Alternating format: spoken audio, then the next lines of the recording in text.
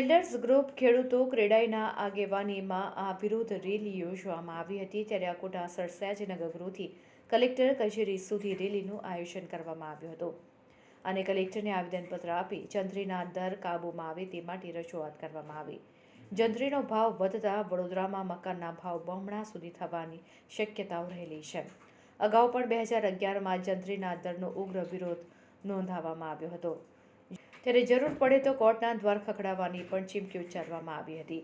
રજૂઆત માટે આવેલા ક્રેડાઈના સભ્યોને પોલીસ સાથે ચકમક પણ ચડી હતી। કલેક્ટર કચેરીના દરવાજોને બંધ કરી દેવામાં આવતા સભ્યો અકળાઈ ઉઠ્યા હતા। ત્યારે ગણતરીના લોકોને જ જવાની પરમિશન આપી હોવા છતાં પણ ટોળું આવી જતા મુશ્કેલી સર્જાઈ હતી। સાચા કેવી રીતે હોઈ શકે? ફરી એનો એ હોવાનો એના એ જ ખોટા ભાવ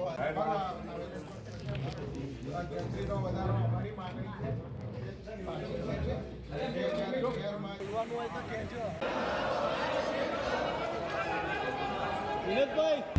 જંત્રીનો જે વધારો છે તૂતિંગ વધારો લાગુ ન કરી અને જંત્રી પાછળ ખેંચી અને રિયાલિસ્ટિક સર્વે ફરીથી કરી અને વિસ્તાર વાઇઝ ઝોન વાઇઝ સ્ટેક હોલ્ડરોના સૂચનો સાંભળી અને જંત્રી તૈયાર કરવામાં આવી એ જ અમારી મુખ્યત્વે રજૂઆત છે। અને આ જંત્રી લાગુ થવાથી 40% લઈને 100% જેટલા મકાનોની કિંમતમાં વધારો થાય એ પ્રકારની પરિસ્થિતિનું નિર્માણ થાય એવું છે।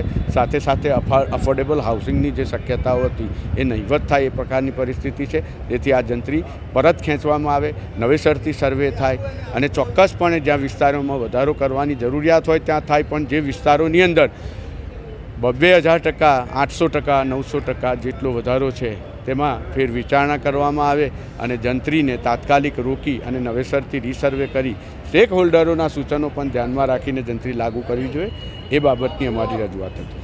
અમારી માંગ એક જ છે કે જંત્રીનો જે બેફામ વધારો થયો છે એને પાછો ખેંચો। આઈધર પ્રેક્ટિકલ પેરામીટર્સને કેલ્ક્યુલેશન કરીને જંત્રી ફરીથી રિવાઇઝ કરીને આપો। શું લાગે છે? 100% સરકાર આમાં સાથ સહકાર આપશે, કારણ કે પાછલા 1 વર્ષની અંદર જંત્રી ઓલરેડી 100% સુધી વધારે છે સરકારે। જ્યાં 1000નો ભાવ હતો જંત્રીનો ત્યાં 2000 કરી ચૂકેલ છે અને જો અચાનકથી આ રીતે અણધારી જો જંત્રી વધશે તો સામાન્ય વ્યક્તિને મકાન લેવું કે કોઈને બી ધંધો કરવો એઝ અ ડેવલપર કે જમીન માલિકને ખેડૂતને જમીન વેચવી એ બહુ અશક્ય થઈ જશે। એટલે સરકારે આમાં 100% સાથ સહકાર આપવો પડશે અને કલેક્ટર સાહેબે અમને એવું આશ્વાસન આપ્યું છે કે અમારા વતીએ સરકારમાં રજૂઆત કરશે।